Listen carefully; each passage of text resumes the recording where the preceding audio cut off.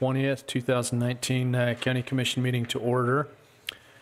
We'll go ahead and begin by having an invocation given by Commissioner Summers, and then our County Attorney, Steve Hadfield, will lead us in the Pledge of Allegiance.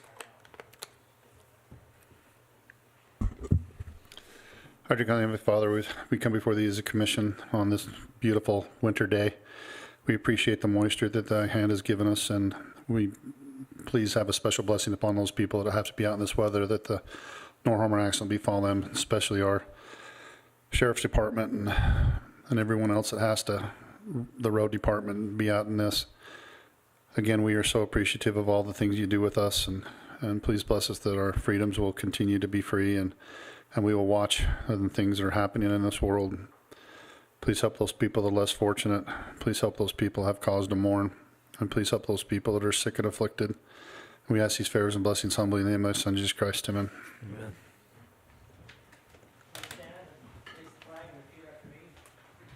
I pledge allegiance to the flag of the United States of America and to the republic for which it stands, one nation, under God, indivisible, with liberty and justice for all.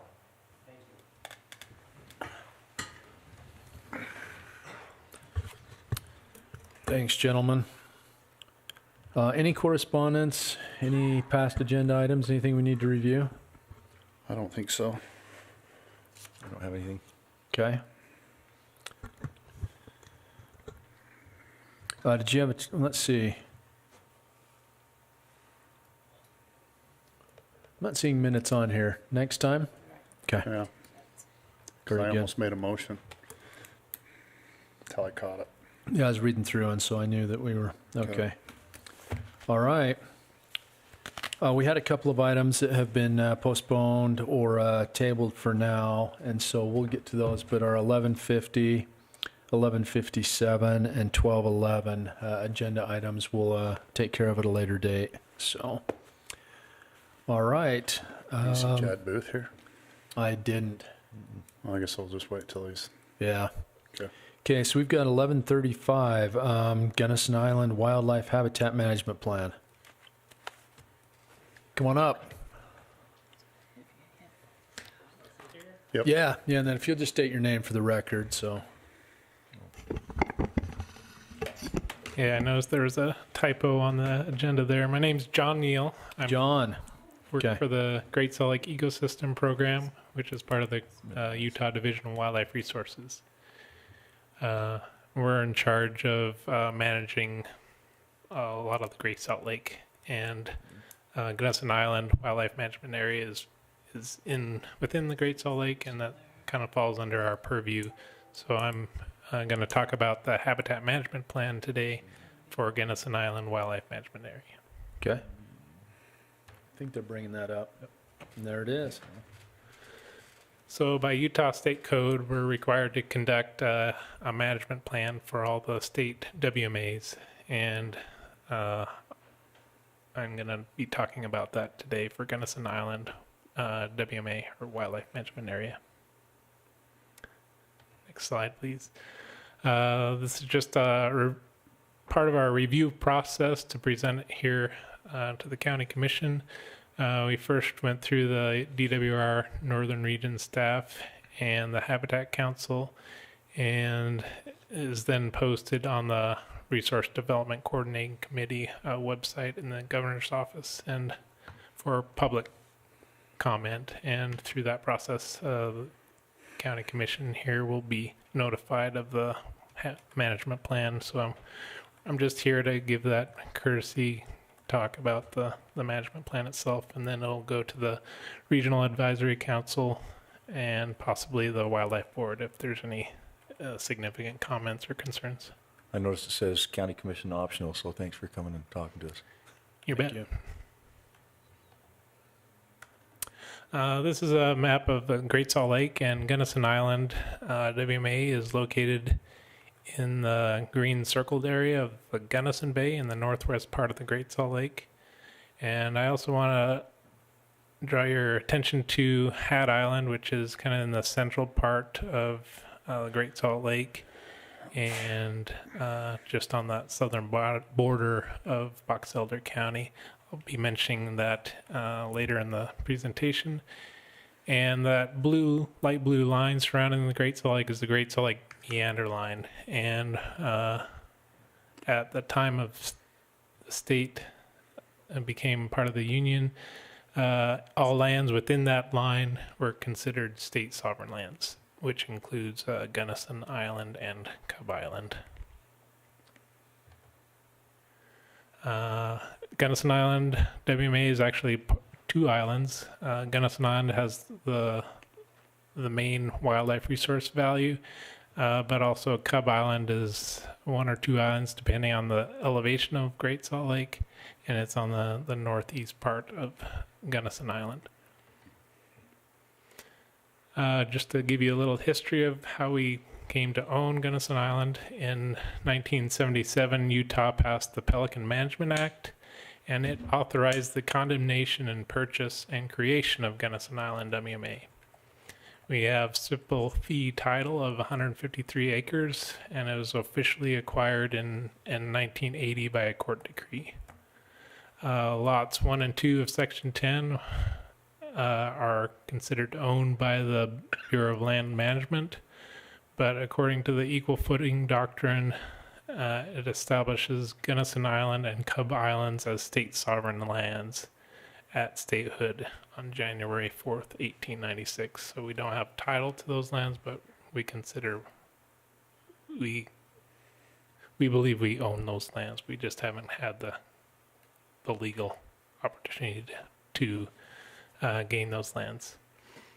Natural Resources Rule 657-15 is the closure of Gunnison, Cub, and Hat Islands.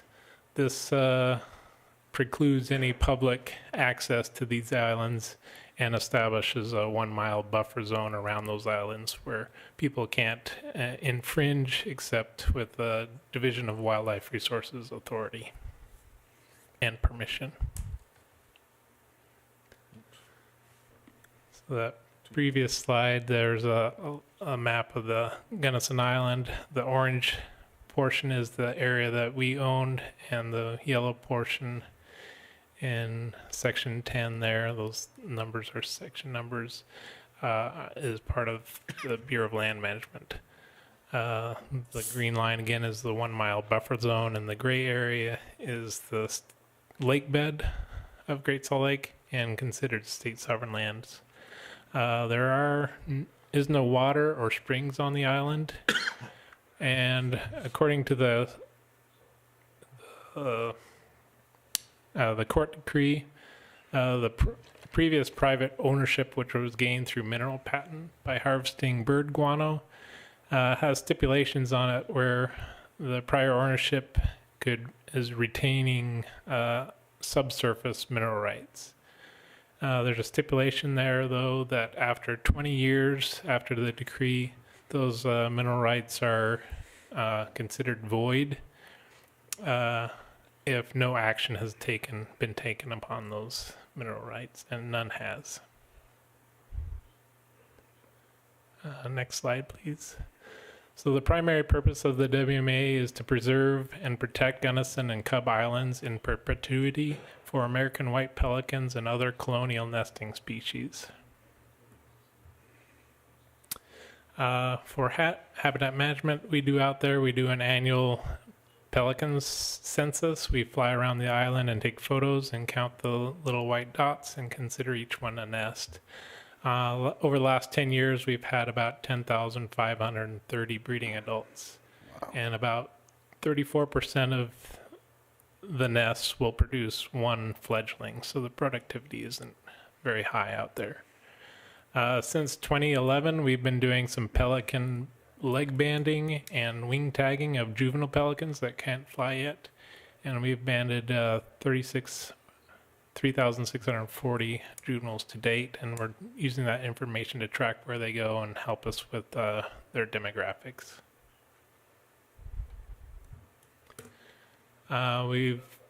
In 2017, we started a Pelicam project. We put 14 temporary camera traps out there, and one live camera pictured on the right there.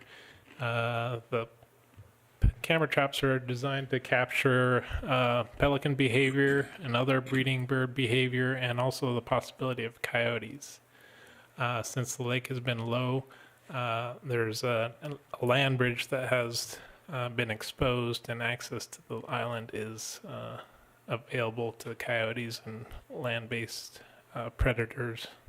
Can the public get onto those cameras? Is that available to the public, like the live cameras? Is there a, Yes, the live camera is available to the public. It's if you Google or go to the gslpeliproject.org, there's a live picture there that's updated every 3 minutes, and there's also a time-lapse video. will you say that view one more the time so people are listening can actually, Yes, it's gslpeliproject.org.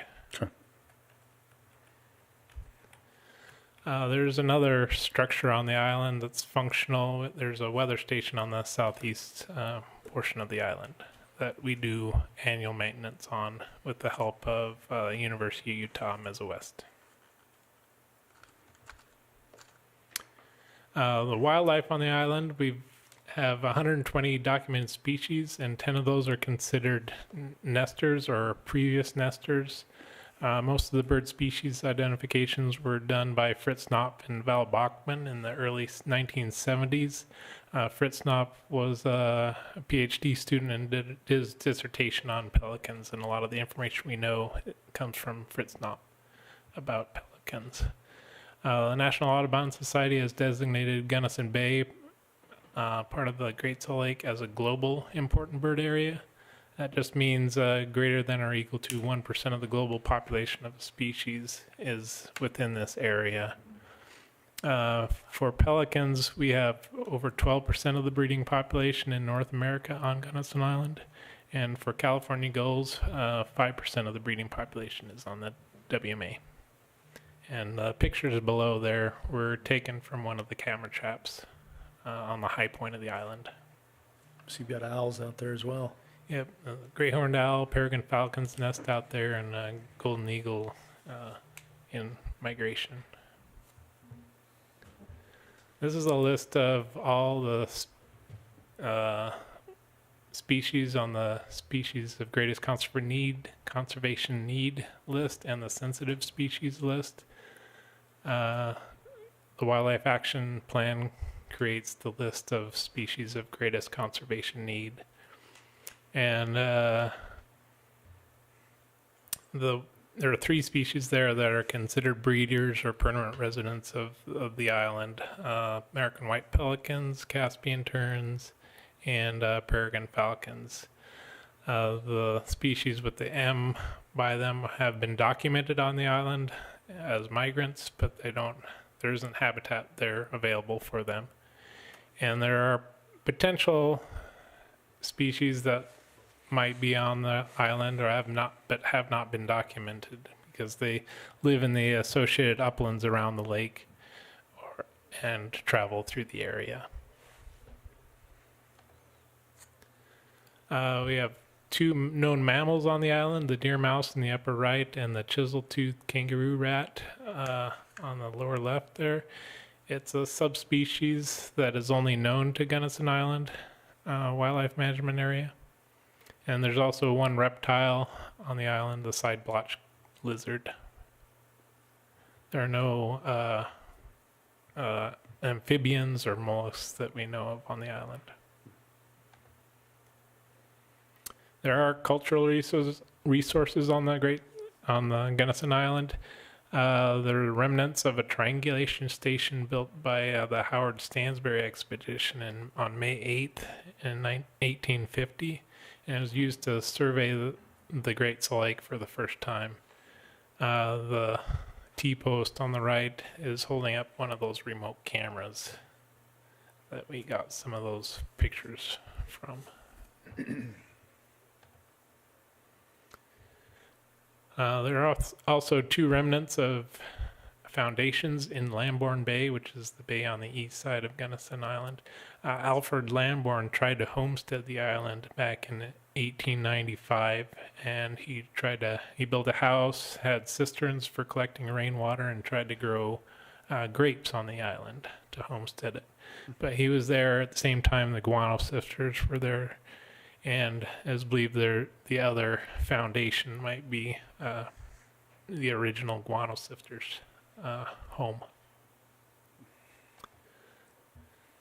Currently, there's the remnants of a guano sifter's shack in a different location. The picture on the left and the one on the bottom were taken in the 1980s, and as believed, a severe storm blew it down in the winter of 1993-94, but the pelicans still seem to use it.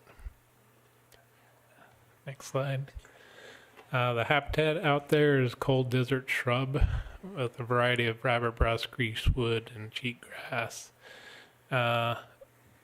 The invasive or introduced species out there aren't considered to be a problem for the pelicans since there's a lot of habitat for them to nest on. These are just a few pictures of the island. The upper left is Lambourne Bay, which is on the east side of the island, and the lower right is Pelican Bay on the northwest portion of the island. And the next slide, we have Seagull Bay, which is the southeast portion of the island on the upper right, and the lower left is South Bay, which also has the weather station, and you can barely see it on that high point on the island there. And on the north end, we have Phantom Bay, and this is the cliff or rocky area where the peregrine falcons nest, and the triangulation station was built.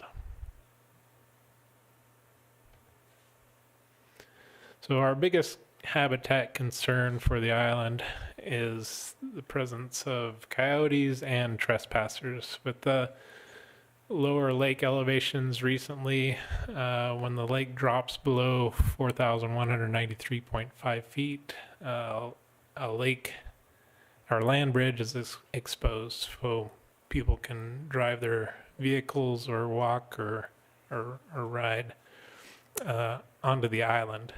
Currently, the lake is at 4,192.5 feet, so that bridge is currently exposed. And these two pictures come from our camera traps.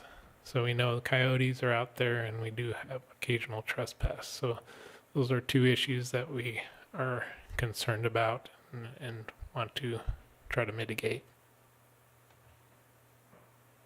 And I'll take any questions if you have them or comments. So when you go out the next time, what do we have to do to be able to come with you? We've seen it from the air when the governor took us over, but it was just a buzz by. So yeah, I can let my boss know. And we can put you on some lists for sure. Cool. Yeah. No, I'm on the Great Salt Lake Advisory Council, and Hey, don't be throwing one in there. Just no, the reason I mentioned that is just with some studies that's being done on the effect of the exposed lake bed and what that does for, health and local, climatology. And it's interesting and a little bit scary. So, It is. It's kind of in uncharted territory. We're pretty close to the all-time low for the Great Salt Lake. yeah. No, that's good info. We appreciate it. It's fun to go out and watch. Most people that understand pelicans don't believe that they nest out there. Yeah, it's quite remarkable. I think a lot of people are unaware that one of the biggest colonies in the West is out on the Great Salt Lake. Safe, unless there's a land bridge. Yeah. Yeah. Well, very That's awesome. good. Thanks, Joe. thank you. Yeah, thank Appreciate it. Thanks for coming up. I don't see Chad. I wonder if he thinks it's at 5. Yeah, I haven't seen a text from him or nothing. So. We'll go ahead and hold off on our 11:45 agenda item, and if Mr. Booth shows up, we'll go ahead and catch that a little bit later. Let's see, 11:50 is off, 11:55. That's just our bookmobile, Cassia County. Did you have a chance to look at that again? It's the same. Same as last year, same just thing different we do. date? Okay. And they appreciate the service because there's not anything even close to them that, No. so, No, and for Brad, I mean, it's out there in the areas that they're already servicing, so it's one more stop, so it works out well. Yeah. So, I make Okay. a motion, we approve the contract for bookmobile, Cache County Service, contract 19-05. okay. Jan wanted to be here. Second. Okay, have a motion by Commissioner Hadfield, a second by Commissioner Summers. All in favor? Aye. Okay. Let's see, moving down to 12:07.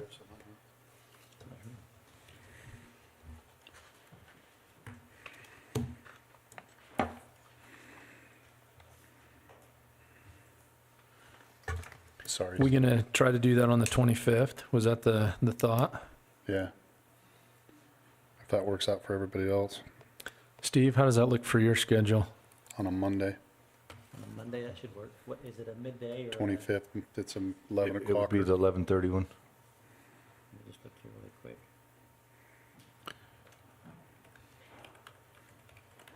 Chrissy, we send that out. I think that'll work. That's okay with me. 11:15? Yeah. Steve was just asking me about the City of Fun. How come we skipped over it? So, Oh. Jan, Jen's wanted not- to be here. She wanted to be here, and she didn't think that you maybe had a chance to look at it. I've looked at it. That's Oh. why I didn't want it to be just because of me, because I've looked at it. No, and she wanted to be here to talk about it, so, okay. Okay, and she couldn't be here this. okay.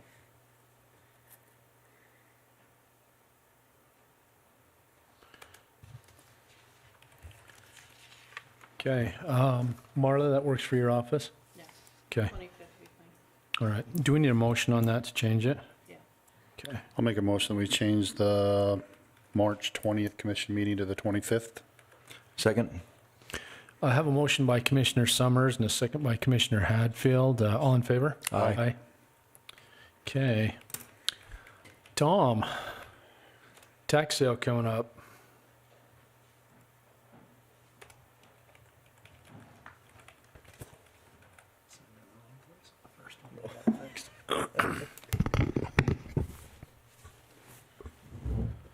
Yeah, this is just to have you guys set the tax sale date for May 16th.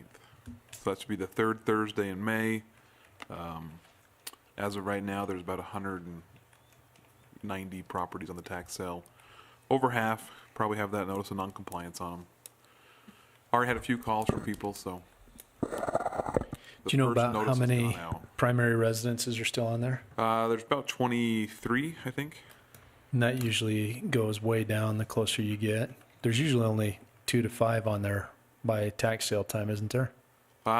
Usually there's not any. Yeah. We try not to, Right. we try to be pretty, By what time we get close. get them off, but yeah. Okay. All Well, right. that's it. So I just need a motion for you guys to set the tax date for that May 16th.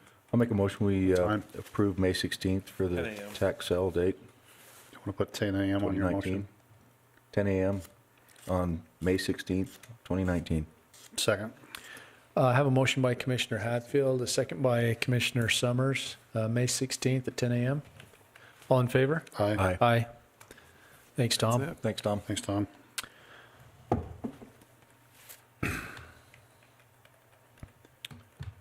Okay. Let's see. Corey. Corey. Do we call you Chinny, Chin Chin, or Mr. Clean? Yeah, exactly. Corey Barton, County Fire Marshal. I have for you the contract with Fire Protection Service between Tree Mountain City and Box Elder County. And also in the town of Elwood, it's included in there. Ours is only the part for Box Elder County. They cover a very huge amount of unincorporated for us. This is the same contract we've had for several years. The only difference is there's about 6 or 8 more houses that have been built in that area that they provide coverage for. This only covers fire, doesn't cover EMS or anything else, just fire. There is no contract for the other stuff. Okay. So So what do we do? we sign it. Well, I'm saying with the other EMS. Oh, the EMS, their ambulance service covers it, but that's an area designated by the state, so they Okay. bill for user fee for I that. just didn't know if there was another contract. No, there is not another You contract. sign it. No, that's covered under their ambulance licensure, and they bill if they transport. All right, I'll make a motion. We accept the Tremont Fire Contract 1906. Second. Everything's good, Steve? I haven't looked at this specific one. I've looked at it in the past. Yeah. I can look at this one Changed. if you want me to. Okay, so really the only difference is just the number of houses Yeah, involved. and what that number is, I can give you that exactly. It's in the contract, but the rates are the same, the standby fees, everything's the same, area's the same. Is this our draft or did Tremont put it together? We worked jointly to put it together, Couple is what we years did. ago. We went out and met with them That's what I Couple remember. years ago. It's a the couple same. years ago, yeah. Oh, I guess it's in the other part upstairs, but it's like 6 other houses is what it is. Okay. So, All right, very good. I have a motion by Commissioner Summers and a second by Commissioner Hadfield. All in favor? Aye. Aye. That was a direct answer to your question, though, Commissioner. Just do it. Just sign it. Just sign it. So, okay. Thanks, Corey. Scott?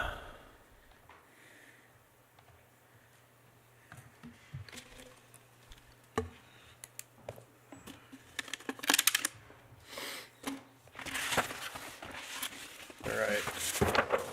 Our first item is the Ryrie subdivision. This is located at 12,440 north, 3,400 west. It's a one-lot subdivision, consists of 3.6 acres. And it has been through the various county department reviews and comes with a recommendation of approval.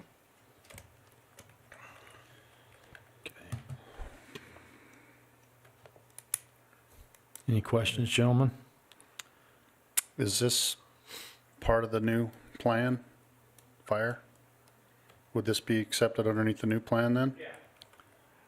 Okay. Do they know that? I believe there's a hydrant on that. Oh, is there a hydrant on this one? I don't recall. This is one that Marcus handled. But it is on a, Okay. I was just making sure we didn't pass something that they can actually, because if not, they'll have to come back and we'll have to redo it again. Okay. All right. I'll make a motion, we approve the Ryrie subdivision, Lot 1. Second. Have a motion by Commissioner Hadfield, second by Commissioner Summers. All in favor? Aye. all right. Next item is the Box Elder Corridor Preservation Fund.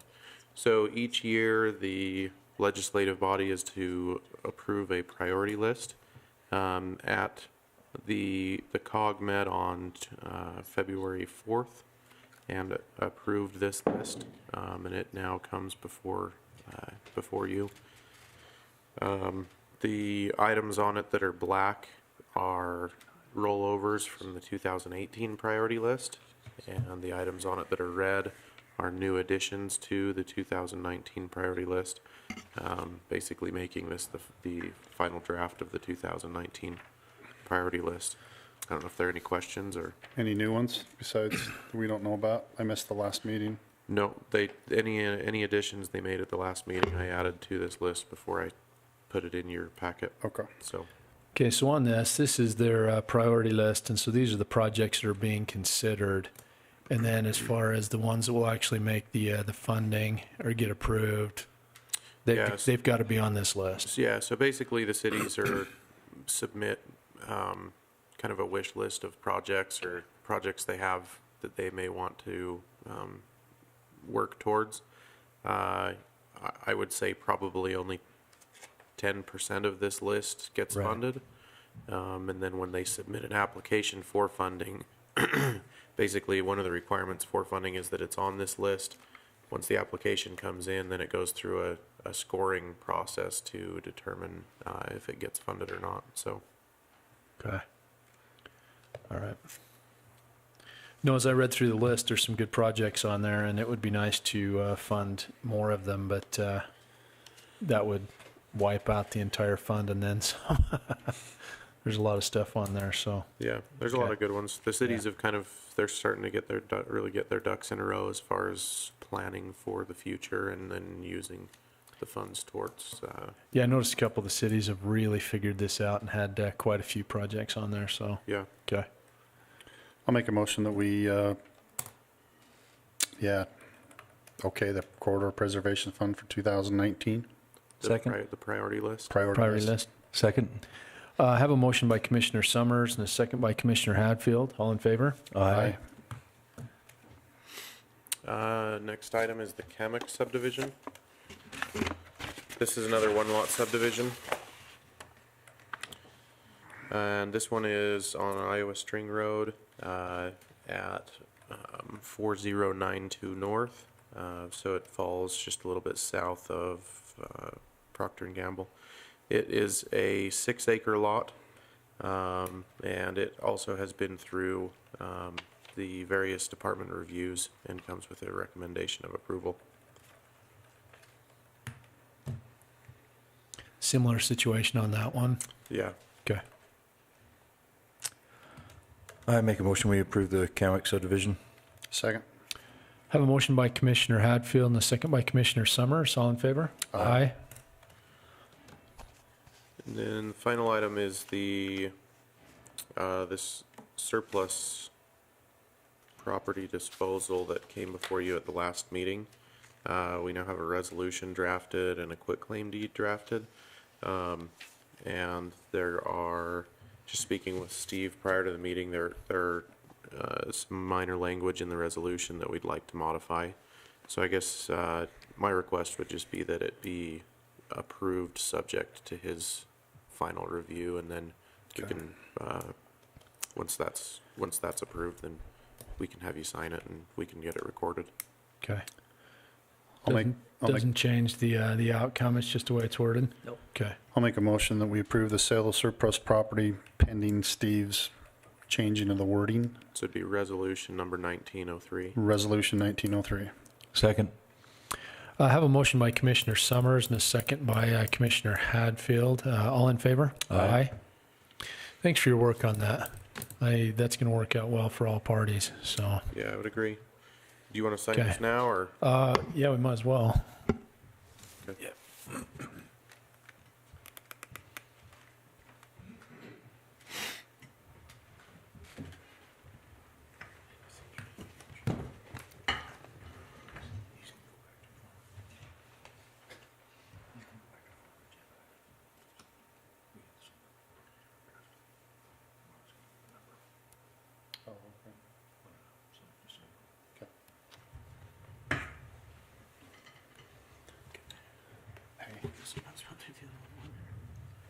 This is the same one. Good.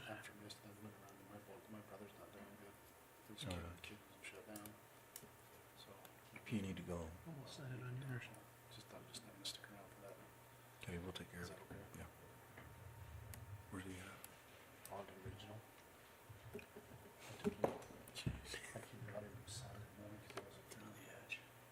See the one on the Smooth River? What's that? See the one on the Smooth River? Yesterday, so they did dialysis yesterday and this morning, and it's still. Really? This is Kelly. So he's an Ogden Regional. I just got a text and said he's not doing very good. So when we're done, I'm not gonna stick around for the next meeting. I'll head down. 3 years older than me, 57, 58. Is this something sudden, or has he had this for a while? He had a heart replacement valve when he was 7. He's kind of been struggling, and they said that valve had actually kind of quit. So they went and replaced it. He was doing great. And it's like, said Saturday morning, he called me at 6. He said, Stan, I gotta go. I gotta get to the emergency room. I'm like, call a damn ambulance. He didn't want to call an ambulance, so I went and got him to the truck and brought him to Brigham, and Brigham putting by it's dog. So, anywho, one more thing. Yeah, you might not want to touch me. You're way down there. It's just holy crap. Yep, Let us know. I will. Yeah. Like I said, I'm good for a minute, so. We'll wait till after. Thank you. It's closed session, I'll just go. Okay.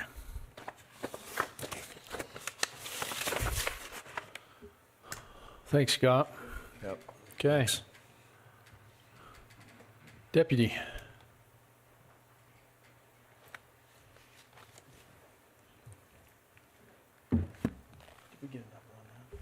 We have the Forest Service contract for patrol of the Cache National Forest and Sawtooth. It's exactly the same language as years past. I discussed it very briefly with Steve, and he's fine with the contract. The only thing that we're probably going to have to do in another year is, I don't think we'll get any more money, but we're going to have to raise the hourly rate to come more in line with what it's actually costing us. Show the actual effect, even if they don't agree to pay the actual.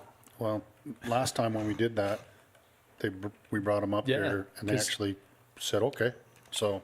Yeah, we may be able to negotiate something, but Because 6 is the max that's allowed in the contract this year, isn't it? 50. 50.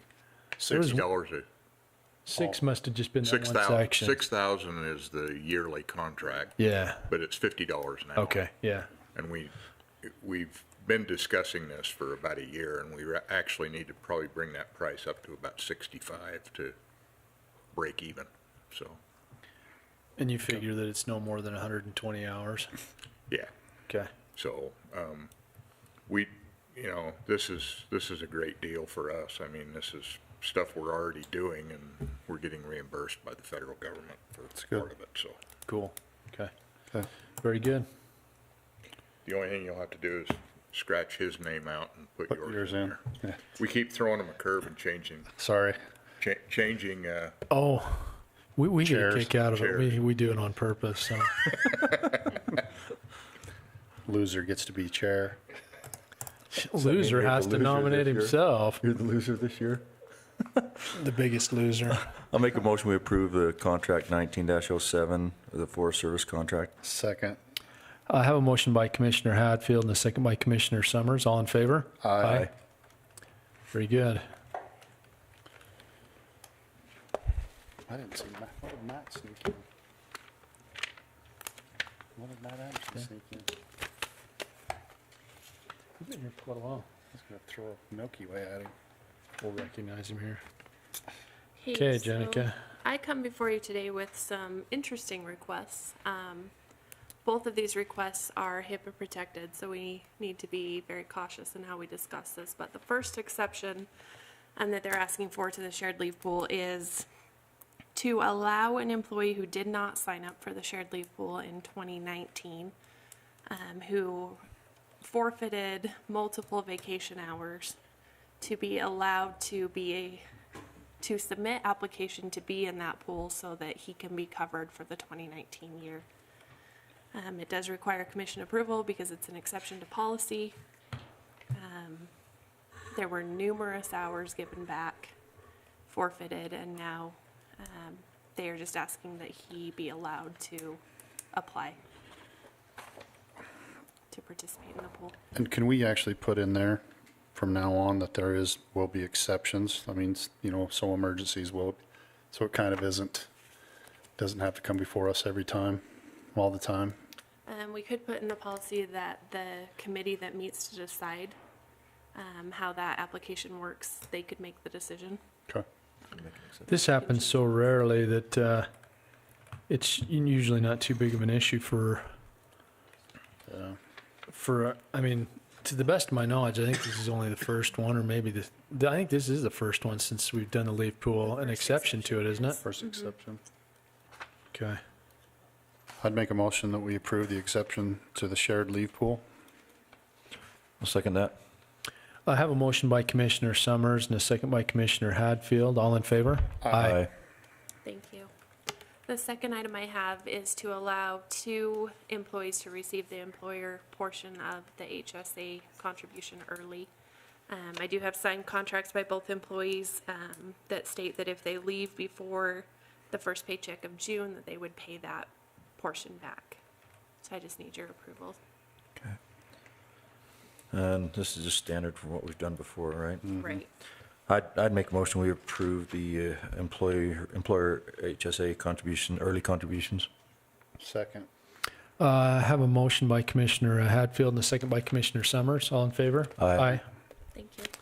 Thanks, Thank Jennifer. you.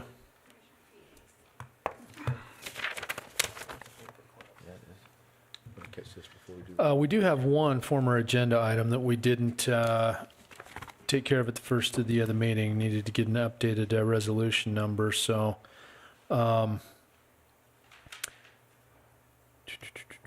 we've talked about this. This has been done some time ago. We just Yeah. need to ratify it, and so this is resolution number 19-02. And what it does is it appoints a temporary justice court judge for the Box Elder County Justice Court. And so that is Judge Kevin Nelson. And so we need to get that taken care of. Is that correct? Yeah. Okay. Yeah.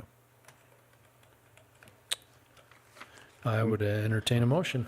I'll make a motion, we approve the contract 19-02. Second. I have a motion by Commissioner Hadfield and a second by Commissioner Summers. All in favor? Aye. Okay.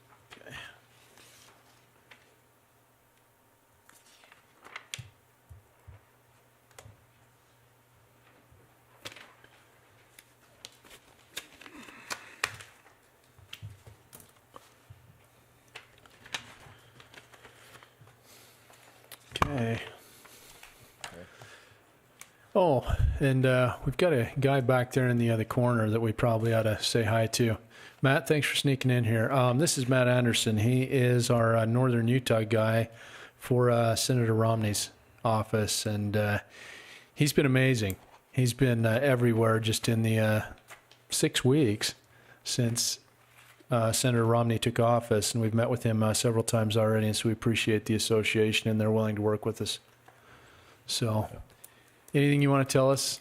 Anything happening in Washington? We're working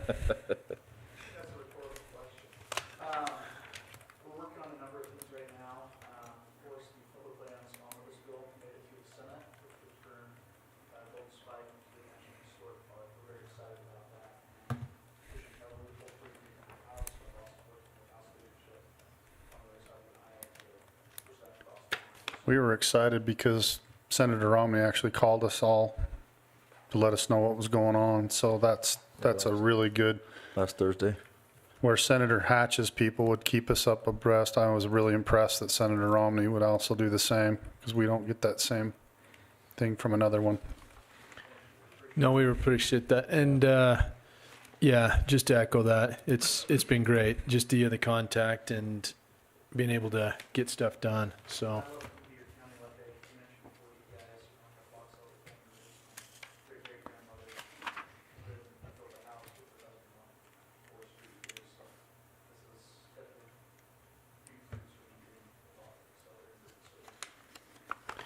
Well, and he's a Cache County guy right now, and so that's pretty close, and so that works too.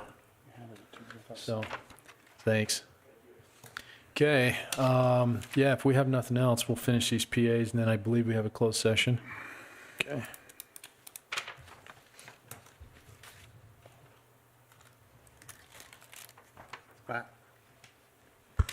Matt? Nice throw.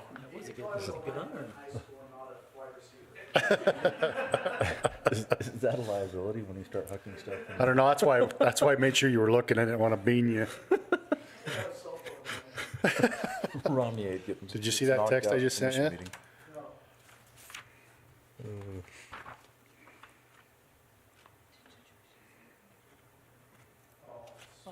Is that cool? Oh, I keep it. Thank the sheriff's department. Kelsey told me to bring it to him when we go back. We'll be back in March.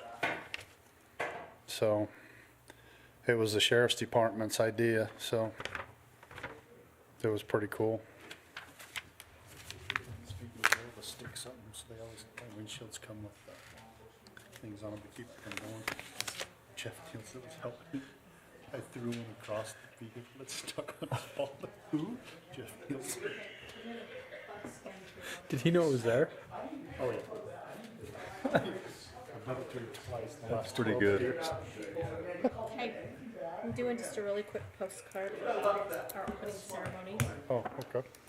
So I'm gonna make one tiny, this Yeah, is we like got the everything? front. This Oh, is that's That reminds awesome. me of, you've seen those videos that Dude Perfect I love does? that picture. Where they'll make these crazy basketball shots And and the only they'll throw thing I'm footballs changing and is stuff I'm like that. getting rid of the red and I'm having it in Okay. dark brown. You okay with Did you that? see that? It looks good. Hey, I'm gonna have a bunch for us to pass out on Friday. I've seen them at the NFL. But that one was really Great, let fun. me know. Oh, my kids So- have been laughing over Yeah, because I'm gonna send a bunch with you for World Caucus.